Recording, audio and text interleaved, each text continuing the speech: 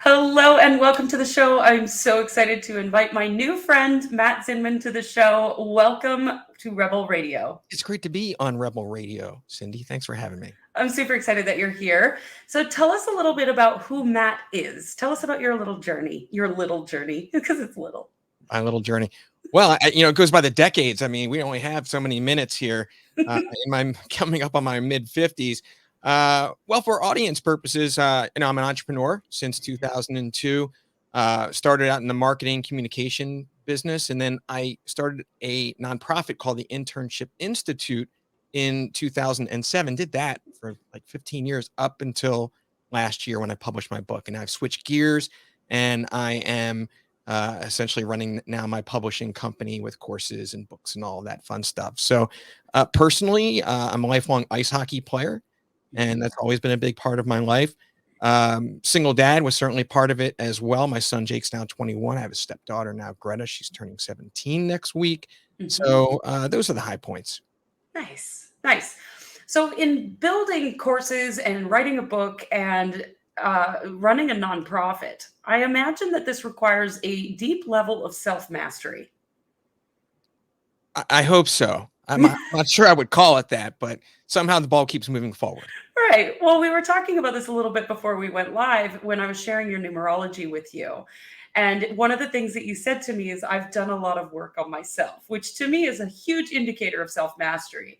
But I'm curious, what was one of the biggest takeaways from me sharing your numerology to you?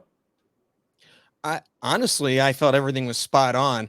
And being the number 8 and the infinity symbol and all of that, I have a whole thing with that with my wife is where we started out.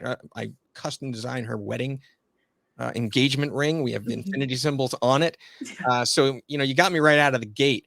But everything that you described, I completely identified with along these lines. And even this past weekend, I did a 3-day webinar. My wife was away in Michigan, right? And you'd think, I'd have the whole house to myself, do this or that. No, I was glued to my computer 30 hours of self-mastery with Tony Robbins and Dean Grazioli and this whole summit that they did. So I'm still absorbing all of that. I love that. Focusing on your strengths, right? It's so good. Right. So who are you most motivated to serve in your business? Who is it that you help? That's a really interesting question. One as a result of what I just mentioned, I've been reflecting on quite a bit because I'm really super proud of my latest, which is the evolution of the book and my podcast into this life upgrade course.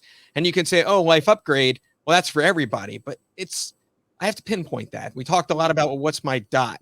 And so I have that as certainly self-improvement junkies who are looking for fresh and original content, but more specifically, professional women 30 and over who have the grit and self-integrity to go through a course like mine, but are also in some transition, be that relationship or career or at a self-inflection point.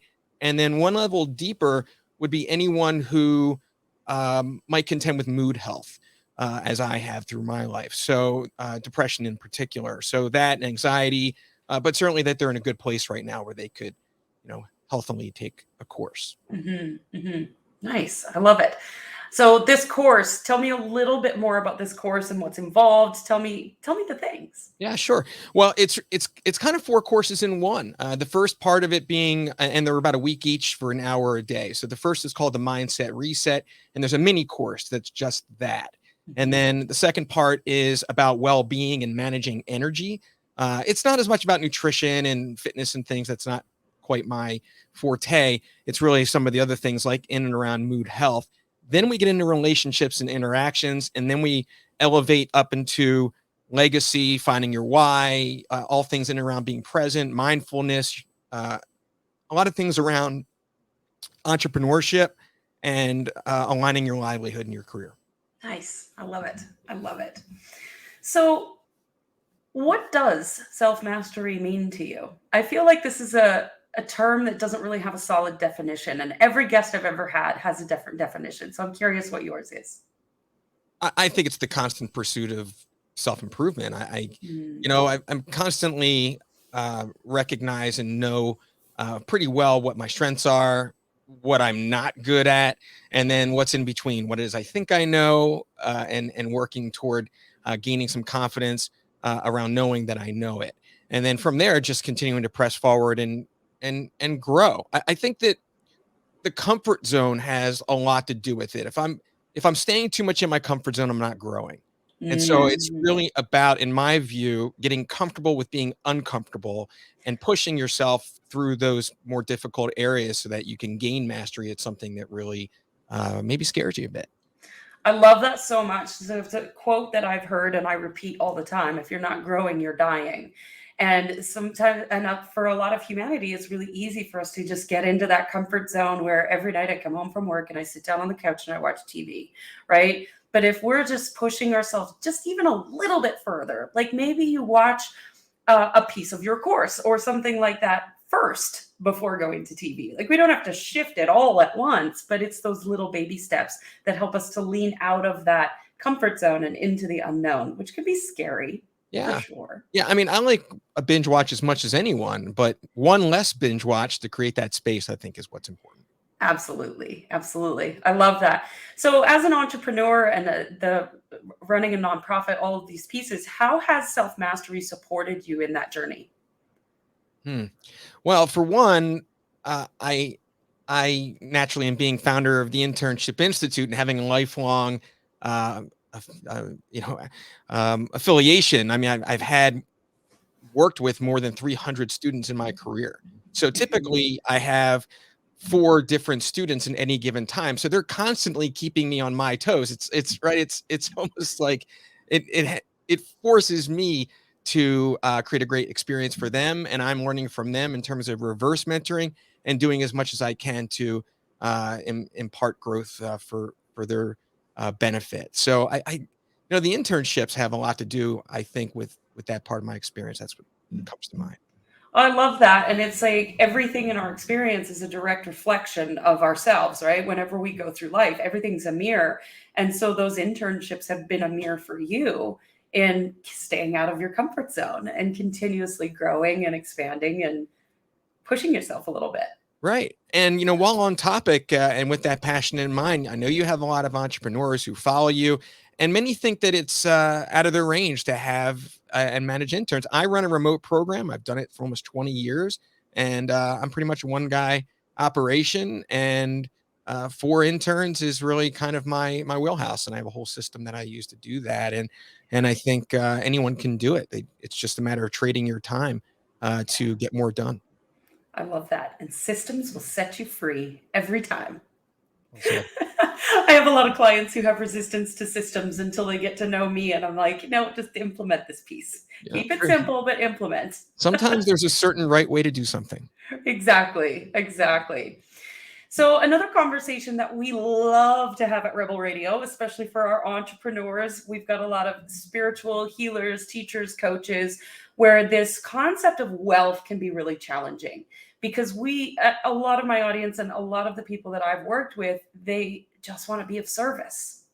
And in that service, they forget to receive the money and the wealth back. So, I'm curious, what does wealth mean to you?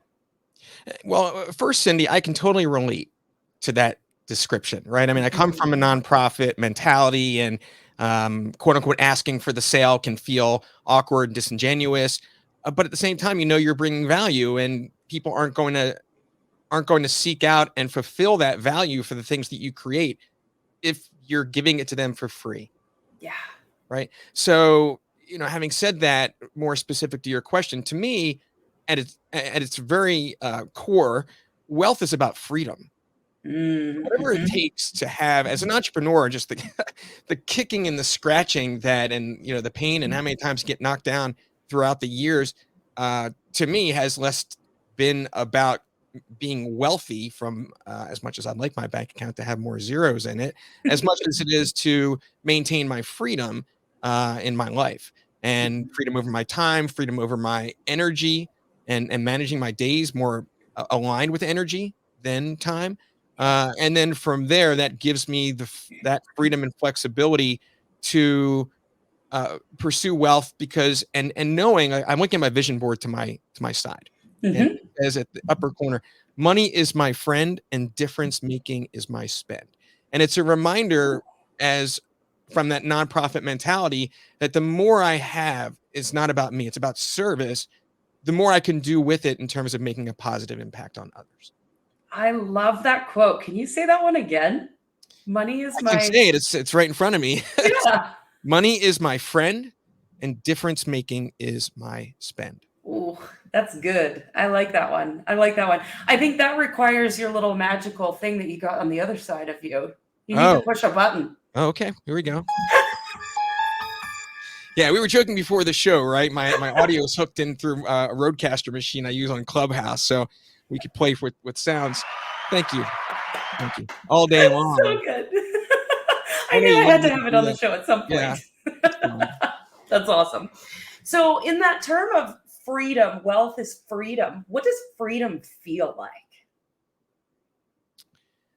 Well, for me, one of the things that connects back, and I'm naturally just going off the cuff here, is depression has been a factor for me. I didn't get the best gene pool, and I've had to contend with it since my teens, and that aspect of my well being is front and center because I'll do whatever it's necessary not to let myself sink too deeply into quicksand, and much of that has to do with having control over my time and energy. So if I was not an entrepreneur, if I was having more external influences, bosses, or other kinds of deadlines that were really, out of my control, right? The tail wagging the dog. It's those stressors that really will get me off kilter, and it's just too essential not to let happen. And Mm, so to me, that freedom starts with well-being. And it's interesting because over the past few months, I've actually done this 75 hard program, and it's been very strict, and I completed it, that mhm. whole self-integrity just a few days ago, and I lost 15 pounds and on and on. Nice. But the main thing is that it really forced me as, again, an entrepreneur for the first time to shift the paradigm to manage my days around my well-being ahead Mhm. of my work and my deadlines. Yeah. And I ultimately have found I've been more productive. Yeah, absolutely. Because when your energy and you're taking care of yourself first, then of course you're going to be more productive because you've got that stability. And I think this is one of the things that I work with is always setting myself up for success every morning. And so I have a morning routine that's pretty much the same every morning. And I stick to it and I make sure that I'm setting an intention for the day so that everything throughout that day is guided by that. And I think when we have, the typical 9 to 5 job and the boss that's telling you what to do, we skip over that because we're in a rush to get out the door and do the commute and deal with traffic. And then by the time we get to the job, we're like, all flustered and stressed out. And Right. we've completely forgotten what our intention for our day and our life is. And I don't think human beings are designed to live that way. No, not, and you can't get back on, once you're off kilter like that, it's very difficult. I mean, how you start your day to what you described and having really a system, right, for Yeah, it's a yourself, system. whatever that is, I think is the most important aspect of quality of life. Absolutely. How you start your day like that. Absolutely. Yeah, that's another level of self-mastery of just choosing how to experience your day instead of being at the whim of everything that's coming at you. Because even as entrepreneurs, I think entrepreneurs get it worse than employees of the emails and the requests and the Facebook messages. And there's so much flying at us all day, every day. And by setting that intention in the morning of this is how I'm choosing to experience my day, then that stuff comes at you and you handle it differently. You respond differently instead of just reacting and going, oh shit, fire's burning. Right. Yeah. And fortunately, I'm one of those people that I tend to maybe learn a hard lesson, right? More than I do proactively. So I highly recommend that that's something that people do. It's taking me some time to really get in that groove, and it's just something I wish I'd done many years ago. It's Mm, just yeah. served me so well recently. And for those of our listeners who do have the 9 to 5 job, one less episode at night and get up 20 minutes earlier. Yes. Yeah. All right. So, what is one truth? This is what my guests love it when I ask these one thing questions. What is one truth that you wish every entrepreneur knew? You well, I think it's really on the theme of you have to put yourself first before you can serve others. Yeah. And again, I'm just sticking right like where my I guess you could say my vibration and energy is right now in the Absolutely. conversation. That's the first thing that comes to mind. It's so true. And as an entrepreneur, because you can just never do enough, it's very easy to allow the things that you're trying to control you. Yeah. And instead, the only way to stay in control is to start with yourself. Absolutely. Yes. That's so important. And especially for those who are very service based and just want to give and give and give. You can't give from an empty vessel. You need to fill your own cup up first. It's so cliche, but it's so true. Yeah, I could have said that just the same. Yeah. It's spot on. Yeah, absolutely.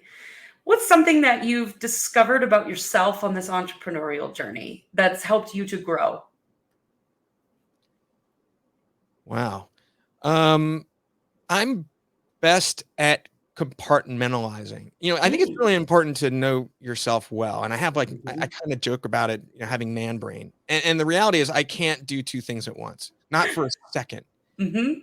And so for me, like my son Jake, I mean, I was a single dad when he was 2. I mean, you put, man alone in an apartment changing diapers and washing bottles, that's a life experience. And up Yeah. until, his being 16. And so I was also 50% dad. And it's also why I got into being an entrepreneur. I needed the flexibility. But when I was Mhm. with him, I was with him. And Mm, mhm. when I was not with him, I was mostly focusing on growing my business and, you know, Right. making a living per se. So I think that was it happened so by default, but it's always served me well. And again, it still stays on that theme of it's really easy to, squirrel, and then you're over here. And then you're like, oh, I didn't get that done. And it just really just for me, it's staying focused on one thing at a time, not trying to multitask. I love that. That's such an 8 thing to do too.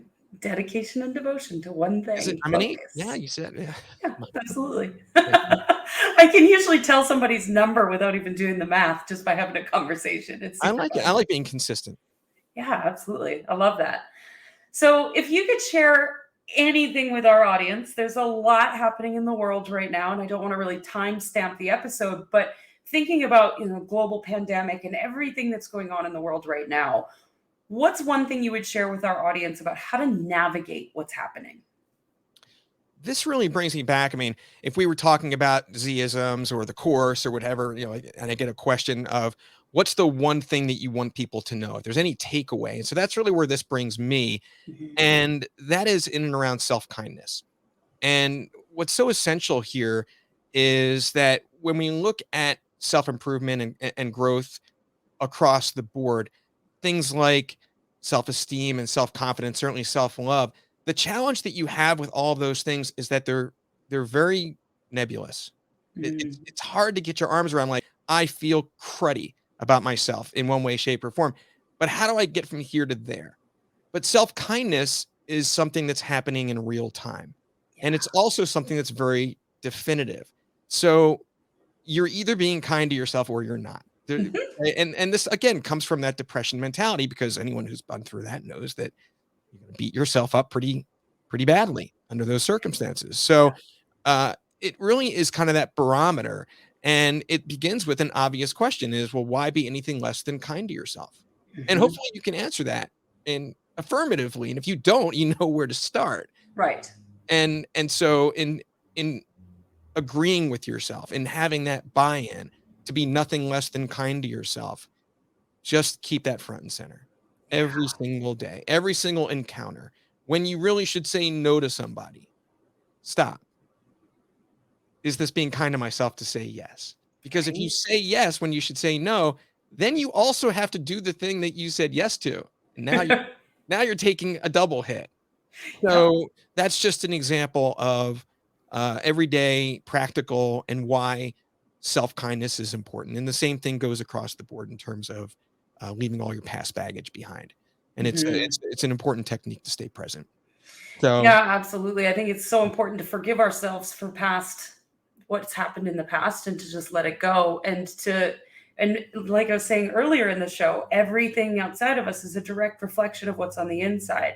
Everything's a mirror. And so if we spend most of our time being kind to ourselves, that ripples out all over the world and everybody starts being more kind to themselves because it has to. Everything's a mirror.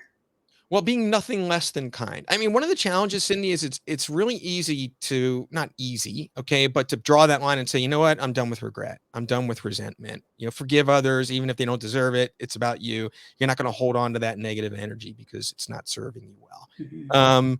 Same thing goes with future uncertainties around worry and anxiety and making assumptions, right? Those are the things that make you present. But we also have that day to day having to contend with those patterns of thinking that are going through our heads that we're on autopilot, and it's very easy just to let that subconscious run, and then a half hour later not even quite realize until you really click in, oh my god, I was beating myself up, Yep. right? So that's also where you're talking about a life skill here that you need to continue to practice, and that self mastery, and that's really where I've worked very hard to just be nice to myself. Yeah. Sounds easier than it is. I'm sure a lot of people can. Well, it's definitely something that I've worked on. And for the last, what I've noticed in the last year and a half is the inner critic is actually gone. And I don't hear that voice anymore, but it required post it notes everywhere and constant reminders and always noticing my emotional state. And if I was feeling angry, instead of beating myself up for being angry, just accepting the fact that I'm angry and I'm experiencing a moment of anger and it's okay. I love and accept myself anyway. And right now I'm angry.